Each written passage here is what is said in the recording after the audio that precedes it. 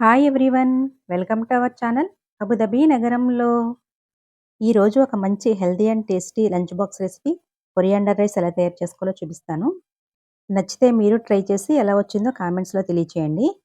ఈ కొత్తిమీర రైస్ కోసం నేను ఇక్కడ ఒక కప్పు బియ్యం తీసుకున్నానండి. నేను బాస్మతి రైస్ తీసుకున్నాను. మీరు కావాలంటే నార్మల్ రైస్తో కూడా చేసుకోవచ్చు.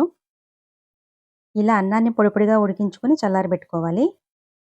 అన్నం వండి పెట్టుకుంటే మిగిలిన ప్రాసెస్ చాలా త్వరగా అయిపోతుందండి. ఈ రైస్ కోసం నేను ఇక్కడ ఒక పెద్ద కట్ట కొత్తిమీర తీసుకున్నానండి. దీన్ని శుభ్రంగా కడుక్కుని మిక్సీ జార్లో వేసుకోవాలి. ఈ కొత్తిమీర మనం బియ్యం కొలుచుకున్నాం కదా, అదే కప్పుతో 1½ కప్ వచ్చింది. అలాగే ఇందులో హాఫ్ ఇంచ్ అల్లం, 4 పచ్చిమిర్చి వేస్తానండి. ఇవి కారం ఎక్కువ లేవు, అందుకే 4 వేస్తాను. మీరు తినే కారాన్ని బట్టి చూసి వేసుకోండి. అవసరమైతే కొంచెం నీళ్లు వేసుకుని ఇలా మెత్తని పేస్ట్లా గ్రైండ్ చేసుకుని పక్కన పెట్టుకోండి. ఇప్పుడు స్టవ్ ఆన్ చేసుకుని కడాయి పెట్టుకుని అందులో 2 టేబుల్ స్పూన్ల నూనె వేసి వేడి చేసుకోవాలి. నూనె వేడైన తర్వాత పావు టీ స్పూన్ ఆవాలు, 1 టీ స్పూన్ పచ్చిశనగపప్పు, 1 టీ స్పూన్ మినపప్పు వేసుకోవాలి.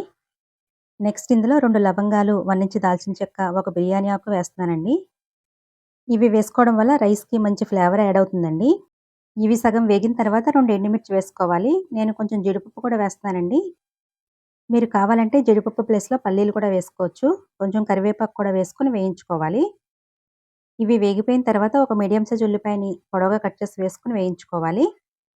ఉల్లిపాయ ముక్కలు కూడా వేగిపోయిన తర్వాత మనం గ్రైండ్ చేసుకున్న కొత్తిమీర పేస్ట్ వేసుకోవాలి.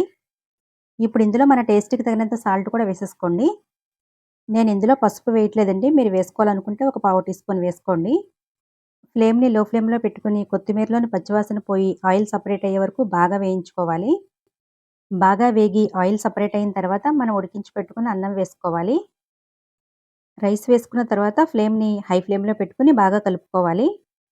మనం చల్లారిన అన్నం వేసుకున్నాం కదా, అన్నం వేడిగా అయ్యే వరకు కలుపుకున్న తర్వాత సాల్ట్ చెక్ చేసుకుని స్టవ్ ఆఫ్ చేసేసుకోండి.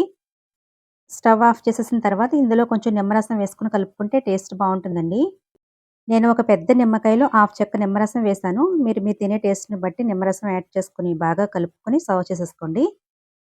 ఇంతేనండి, కొరియాండర్ రైస్ రెడీ అయిపోయింది. పిల్లలు కూడా చాలా ఇష్టంగా తింటారండి. ఈ రెసిపీ నచ్చితే లైక్ చేసి, షేర్ చేసి మన ఛానల్‌ని సబ్స్క్రైబ్ చేసుకోండి. Thank you for watching.